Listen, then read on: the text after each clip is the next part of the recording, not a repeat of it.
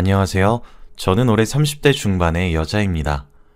저는 지금에서야 새로운 삶을 살아가고 있는 중이에요. 지금 생각해도 어떻게 저에게 이런 일이 생겼는지 의문입니다. 솔직히 지금까지도 꿈을 꾸고 있는 것 같아요. 지금은 과거의 일이 다 정리가 되어서 납득한 채로 살아가고 있긴 하지만 제가 겪은 일이 워낙 독특하고 놀라운 일이라 다들 제 이야기를 들으셔도 믿기지 않을 겁니다. 그런데 정말 세상에는 다양한 일이 존재하는 것 같네요. 저는 어렸을 때부터 화목한 집안에서 자라왔습니다. 금슬 좋으신 부모님과 저, 그리고 남동생까지 총 4명이서 살아왔죠. 그런데 제가 유치원을 가고 나서부터 어머니가 집에 잘 들어오지 않기 시작했습니다. 그때 동생은 많이 어렸기에 어머니의 손길이 많이 필요했는데 어머니는 동생을 늘 무시했죠. 항상 저만 챙기고 동생은 소외시켰습니다. 다른 사람들이 저희 남매를 보면 엄마가 같은 사람이라고 믿기지 않을 정도로 말이죠. 어머니는 항상 동생한테 차별 대우를 하셨고 옆에서 지켜보고 있던 저와 아버지가 많이 뭐라 했습니다. 착하고 바른 동생이 잘해도 혼나고 못하면 더 혼나니까 너무 마음이 아팠거든요. 그래서 어린 나이였던 제가 동생 대신에 화도 내고 했던 기억이 납니다. 아무튼 그렇게 어머니는 동생을 차별 대우를 하시다가 결국 집을 나가게 되셨어요. 항상 동생 놀아주고 밥 챙겨주는 건 저의 몫이었기 때문에 힘들진 않았습니다. 그래도 집에 엄마라는 존재가 없으니까 외롭긴 하더라고요. 어머니는 제가 유치원생 때부터 동생과 저를 차별 대우를 하시다가 제가 초등학생이 되고 몇 년이 지났을 때 집을 나가셨어요. 하루 이틀 뒤면 돌아오실 줄 알았지만 어머니는 그 뒤로 집에 오신 적이 없습니다. 아버지는 어머니가 돈을 벌러 잠깐 지방에 갔다고 했지만 저는 믿지 않았어요. 어머니가 힘들어할 때마다 항상 이혼하겠다, 집 나가겠다라는 말을 버릇처럼 하고 다녔거든요. 어머니의 그런 행동들 때문에 제가 또래들보다 조금 더 일찍 처리된 것 같기도 합니다. 어머니는 집으로 돌아오지 않으시니 아버지 혼자 저희 남매를 책임지셔야 했습니다. 항상 밤낮 없이 저희 남매를 위해서 일을 하셨고 바쁘신 와중에도 저희에 대한 관심도 끊이지 않으셨습니다. 새벽 늦게 퇴근을 하시면 자고 있는 저와 동생 옆에서 오랫동안 울다가 잠에 드셨어요. 일부러 자는 척을 한 적도 많았지만 아버지가 그렇게 힘들어하는 모습을 보니 어머니가 많이 원망스러웠습니다. 대체 동생의 어떤 부분이 마음에 들지 않아서 자식들을 버리고 갔을까요? 저는 조금이라도 아버지의 짐을 덜어드리고자 동생을 살뜰히 보살폈습니다. 제가 엄마의 노릇을 대신했다고 할 수 있죠. 그래서 동생도 저를 많이 의지했고 저희 남매는 사이가 아주 좋았습니다. 동생은 저 없이 살 수 없다는 말을 달고 살았어요. 그리고 저희 동네에 저희 집안의 일이 소문이 나고 저희 남매가 어른들에게 사랑을 많이 받았습니다. 일찍 철이 들었다면서 저희 남매를 동네 분들께서 많이 챙겨주셨거든요. 항상 저녁밥도 챙겨주시고 놀러도 데리고 다녀주시면서 다들 부모님처럼 대해주셨습니다. 그런 따뜻한 동네에서 살다 보니까 동생을 더 잘 보살펴줄 수 있었던 것 같아요. 그런데 아버지가 정말로 정이 많은 사람이세요. 어느 정도로 많냐면 주위에서 아버지한테 바보 같다고 말할 정도입니다. 아버지는 주위 사람들의 딱한 사정을 들으면 쉽게 넘기지 못하세요. 깊게 감정이입을 하시고 마치 자기 일처럼 헌신을 다해 도와주십니다. 다들 주위에서는 아버지한테 미련하다고 굳이 그렇게까지 할 필요 없다고 말리시지만 저는 아버지의 그런 모습을 보고 많이 배웠어요. 저와 동생도 커서 아버지처럼 저런 착하고 친절을 베푸는 사람이 되어야겠다고 다짐했습니다. 다른 사람들이 미련하다고 바보 같다고 아버지를 욕해도 저와 동생은 아버지를 늘 응원했어요. 저희한테는 슈퍼맨과 다름없었거든요. 그렇게 저희는 커서 금방 성인이 되었습니다. 그동안 정말 힘들고 다사다난했지만 그래도 저희는 희망을 잃지 않았어요. 저와 동생은 정말 남이라고 해도 믿을 만큼 닮지 않았고 성격도 정반대입니다. 어떻게 똑같은 뱃속에서 나왔지 싶을 만큼요. 동생과 저는 하나부터 열까지 맞는 구석이 없었습니다. 그래도 핏줄이고 남매라는 거 하나로 맞춰가며 살았죠. 아버지는 저희가 커갈수록 돈벌이가 더 부족하셨는지 결국 해외로 가서 일을 하시게 되었어요. 정말 멀고 대화 하나 못하는 곳에서 어떻게 사실까 걱정이 많이 되었지만 끝까지 저희 남매만 생각하시며 비행기를 타고 먼 곳으로 가셨습니다. 주기적으로 한국으로 돌아오시긴 하지만 그래도 거의 저와 동생 둘이서 산다고 해도 무방하죠. 저와 동생은 성인이 되자마자 일을 시작했어요. 남들은 대학교를 가면서 열심히 공부를 하지만 저희는 생계유지가 제일 급했거든요. 아무튼 저와 남동생은 나름 만족스러운 회사에 취직도 성공했고 이제 점점 생활이 여유로워지게 되었어요. 항상 아버지를 한국으로 모셔서 새 가족이서 행복하게 사는 게 저희 남매의 꿈이었습니다. 저는 이제 나이도 점점 차고 직장에서도 어느덧 상사가 되어버렸어요. 입사한 지가 엊그제 같은데 세월이 왜 이렇게 금방 가는지 제가 벌써 한 부서의 팀장이 되었습니다. 그리고 다들 제 주위에서 결혼을 하나둘씩 하니까 저도 결혼이 하고 싶더라고요. 그래서 제가 당당하게 그때 만나던 남자친구한테 청혼을 했습니다. 제가 먼저 결혼을 하자고 반지를 주고 프로포즈를 했어요. 남자친구는 이런 건 남자가 해야 된다며 부끄러워했지만 저는 아랑곳하지 않고 청혼했죠. 다행히도 남자친구는 승낙을 해주었고 저희는 결혼을 하기로 결정했습니다. 저희 둘 다 바쁘고 결혼식에 대한 미련이 없어서 결혼식을 올리지 않기로 했어요. 혼인신고만 하고 신혼집에 바로 입주를 하기로 했습니다. 그리고 드디어 양가 부모님에게 인사를 드리러 가게 되었어요. 우선 저희 아버지와 남자친구 그리고 제 남동생 넷이서 만나게 되었습니다. 아버지가 사위 얼른 보고 싶다고 외국에서 바로 비행기를 끊고 달려오셨어요. 다행히도 남자친구가 너무 마음에 든다고 하셔서 천만다행이었습니다. 그리고 남동생도 좋다고 매형이 생기는 거냐고 기뻐했죠. 저희 집은 무난하게 잘 넘겼지만 문제는 남자친구의 집안이었습니다. 제가 어머니 없이 아버지 밑에서 자라왔다고 하면 싫어하실 것 같았거든요. 그리고 대학도 나오지 않았고 돈을 잘 벌지 못하는 곳에서 일을 하고 있다고 하면 자기 아들 고생시킨다고 반대할 것 같았습니다. 그런데 그건 저만의 착각에 불과했어요.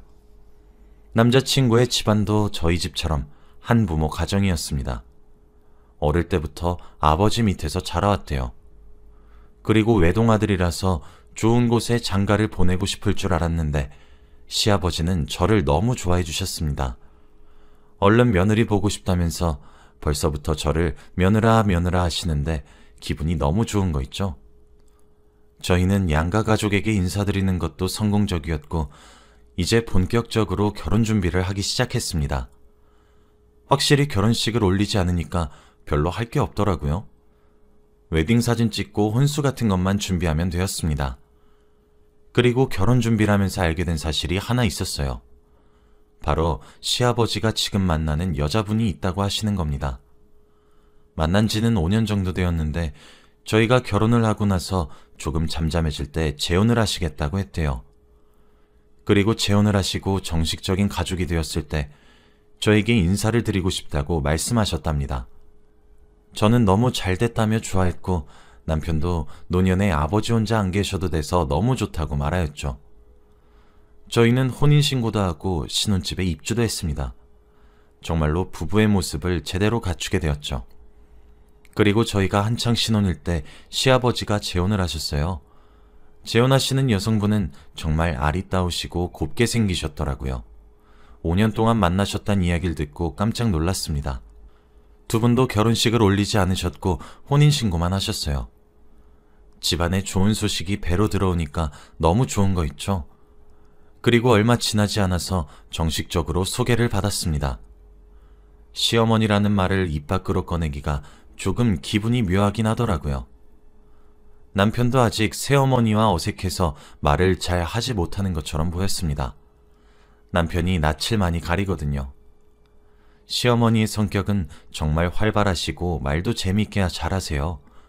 그래서 어색한 분위기를 잘 깨주시고 저를 딸처럼 여겨주셨습니다. 시댁에 놀러갈 때마다 저는 공주 대접을 받았고 매번 자기가 다 하겠다며 시어머니가 움직이셨죠. 저도 보고만 있을 순 없으니 항상 시어머니에게 앉아있으라고 티격태격하며 장난을 치곤 했습니다. 아무튼 그렇게 저희 시댁의 분위기는 아주 화목했어요. 오히려 제가 시댁에 가서 오래 있고 싶을 정도였으니까요. 그렇게 결혼 2년 차가 되어갔습니다. 이제 점점 신혼의 분위기도 줄어들었고 회사 일로 바쁜 나날들을 보내고 있었죠. 그리고 여전히 시부모님은 저를 딸처럼 대해주십니다. 그런데 이렇게 평화로운 어느 날 저희 집에 충격적인 소식이 들리게 되었어요. 어머니가 조금 이상해지기 시작했거든요. 얼마 전부터 계속 제 남편에게 평소보다 더 살뜰히 대하시기 시작했습니다. 남편은 나이가 30이 넘었고 새어머니가 갑자기 그런 터치를 하니까 조금 당황스러워 보였습니다. 시아버지도 원래 서먹서먹했던 사이였는데 한순간에 과감해지니까 놀라셨죠. 시어머니 빼고 저 포함 3명이서 다 당황스러웠습니다. 그런데 시어머니는 제 남편에게만 그랬어요. 아들, 엄마 보고 싶었지? 아들, 난 세상에서 아들밖에 없어. 원래 시어머니와 남편은 어색한 사이여서 필요하지 않는 말 아니면 잘 안 해요. 그런데 쓸데없는 말들을 너무 많이 하시고 정말 친아들처럼 대했습니다. 그리고 항상 남편한테만 선물을 사주시면서 길 지나가다가 아들 생각이 나서 샀어 라고 하거나 뭐든 제 남편과 함께 하려고 했죠. 처음에는 어색함을 풀고 친해지고 싶어서 그러나 보다 했는데 시간이 지날수록 이상했습니다. 제가 어머니, 제 선물은 없어요? 저 속상해요 라고 애교를 부리며 시어머니한테 말을 해도 항상 무시했어요. 원래 그런 사람이 전혀 아닌데 말이죠. 시아버지도 요즘 따라 시어머니가 이상하다면서 병원에 가야겠다고 하더라고요. 가끔씩 자기한테 누구냐고 물어보기도 하고 건망증이 너무 심해졌다고 하면서 말이죠. 항상 저를 딸처럼 대해주시던 시어머니가 최근 들어 저와 시아버지에게는 전혀 관심이 없고 오로지 남편만 좋아하니까 이상하긴 했습니다. 그리고 저희 4명은 시어머니를 데리고 큰 병원으로 갔어요. 검사가 되는 건 전부 다 했습니다. 시어머니는 검사 과정이 무서우셨는지 남편의 손만 꼭 잡고 있었고 저와 아버지는 투명인간 취급을 했죠. 그리고 얼마 지나지 않아 검사 결과가 나왔습니다. 건강하신 줄 알았던 시어머니의 병명은 바로 치매였습니다. 중간중간 원래의 기억이 돌아오긴 하는데 제정신의 시간이 점점 줄어들고 있다고 해요. 그리고 지금 아들한테 이렇게 살뜰하신 이유가 바로 시어머니의 과거 때문이라고 합니다.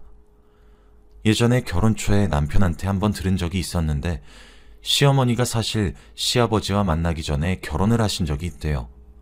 그래서 아이를 낳았는데 돈 때문에 보육원에 잠시 맡겨두고 도망쳤다가 돈을 얼추 모으고 아이를 다시 데려가기 위해 보육원에 갔는데 다른 사람이 입양을 했다고 합니다. 결국 지금까지 자신의 자식 소식도 모르고 아무것도 모른대요. 그래서 그때의 기억이 사무쳐서 제 남편을 자신이 낳은 친아들로 본다고 합니다.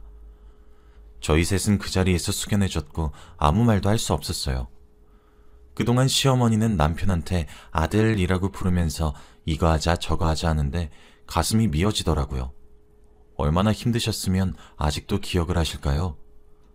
그리고 의사 선생님께서 저희에게 여기서 더 심해지실 테니 하루라도 빨리 추억을 쌓으라고 했습니다. 저희는 병실에 나왔고 정말 오랜 고민을 했어요. 앞으로는 어떻게 해야 할지 말이죠.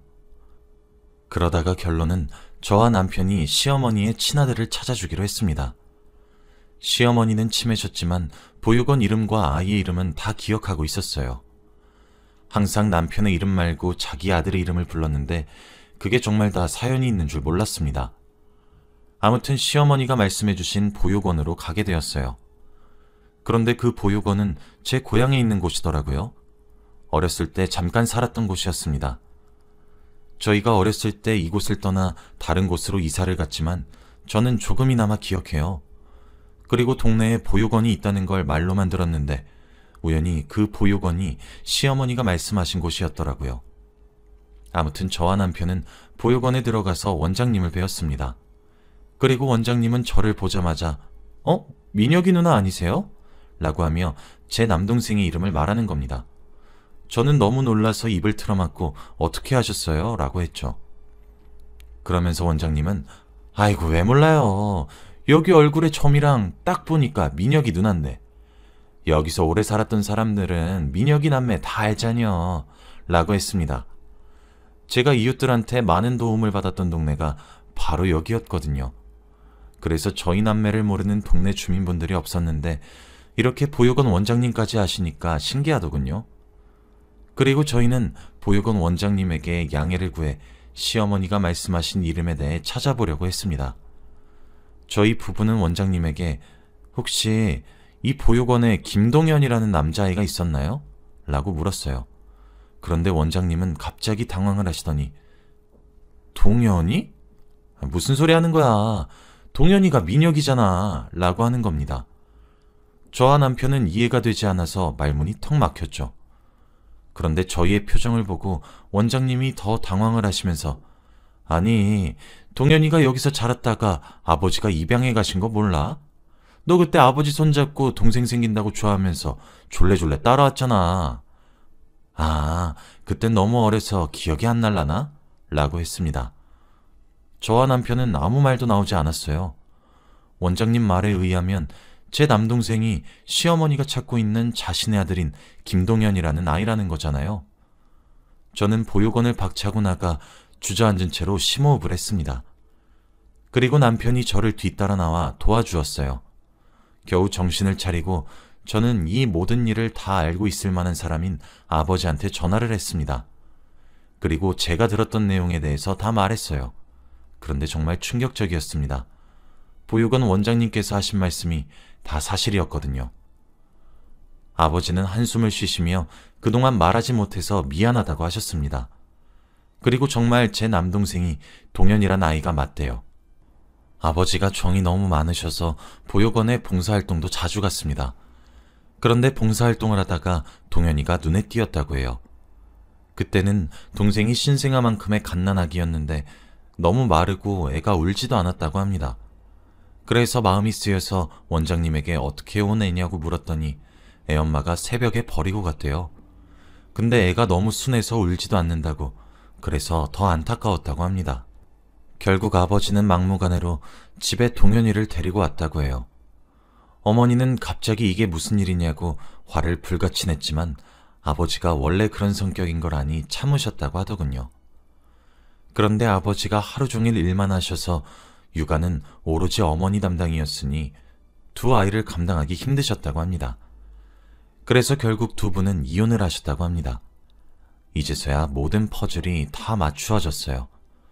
왜 어머니가 동생을 그렇게 싫어하고 막대했는지 납득이 됐습니다. 어머니의 친아들이 아니었기 때문이죠. 그리고 더 놀라운 건 시어머니가 어떻게 동현이의 친엄마인가요? 세상에 이런 우연이 있을 수 있을까요? 저와 남편은 할 말을 잃었고 앞으로 어떻게 해야 할지 감이 잡히지 않았습니다. 그럼 제 남동생이 핏줄로 따지면 시어머니의 아들이니까 그럼 남편과 형제 아닌가요? 갑자기 족보가 꼬이고 이러니까 너무 당황스러웠습니다. 그리고 무엇보다 제일 놀란 건 아버지였죠. 자신이 아들을 버리고 간 여자가 어떻게 사돈일 수 있을까요? 세상의 우연은 정말 대단한 것 같습니다. 그리고 이 사실을 동생한테 어떻게 말을 해야 할지 굉장히 고민이 되었어요. 동생이 혹시라도 아버지한테 배신감을 느끼고 호적에서 빼달라고 하면 어쩌나 고민이 되었거든요. 제가 많은 걱정을 하고 있는데 아버지가 자기가 직접 아들한테 말을 하겠다고 하더라고요. 그래서 아버지한테 맡겼고 저와 남편은 무거운 발걸음으로 시댁에 갔습니다. 그리고 모든 사실을 다 말했어요. 시아버지는 뒷목을 잡고 뒤로 넘어지셨고 시어머니는 멍하니 허공만 바라보고 있었죠. 저희도 이 상황을 말할까 말까 수많은 고민을 했지만 말하는 게 옳다고 결론이 나왔어요. 그리고 이제 정말로 남동생의 답변만 기다려야 했습니다. 시어머니는 제정신이 왔다 갔다 하셔서 잘 기억을 못 하셨고 시아버지는 하루 종일 누워 계셨죠. 그리고 남동생은 며칠 뒤에 연락이 왔습니다. 그러면서 저에게 누나, 난 평생 누나 동생이야. 그리고 아빠는 평생 우리 아빠고 난 이렇게 살래. 엄마 없는 채로. 라고 했어요. 그리고 얼마 지나지 않아 남동생이 자신의 친어머니인 시어머니를 뵈러 왔습니다. 그런데 그때는 이미 늦은 건지 시어머니가 전혀 알아보지 못하셨어요. 치매가 너무 심하셨거든요. 남동생은 울지도 않았고 아무런 말도 하지 않았습니다. 저에게 솔직히 모르겠다고 하더라고요. 거의 남처럼 살아와서 엄마라고 안 느껴진대요. 사실 저와 남편이 유전자 검사도 해봤는데 친자가 맞긴 했습니다. 남동생도 자신의 친엄마라는 사실은 머릿속으로는 알지만 마음으로는 받아들이지 못하고 있어요. 엄마라고 부르지도 못하겠다더군요. 결국 이 일은 이렇게 끝났습니다. 동생은 평소와 다를 바 없이 똑같았고 가족들도 바뀐 게 없어요. 다만 시어머니가 치매가 너무 심하셔서 요양원에서 치료를 받고 계십니다. 저희 부부와 시아버지가 자주 방문하시고요. 그리고 저희 남매의 꿈인 아버지를 한국으로 모시고 사는 것도 이제 얼추 성공할 것 같아요. 이 일이 있고 나서 저희 가족은 어색함은 아예 없었고 오히려 사이가 돈독해진 것 같습니다. 정말 이런 일이 제 인생에 일어났다는 게 아직까지도 놀라워요. 여러분도 혹시 이런 적이 있으신가요? 저의 이야기는 여기까지입니다. 들어주셔서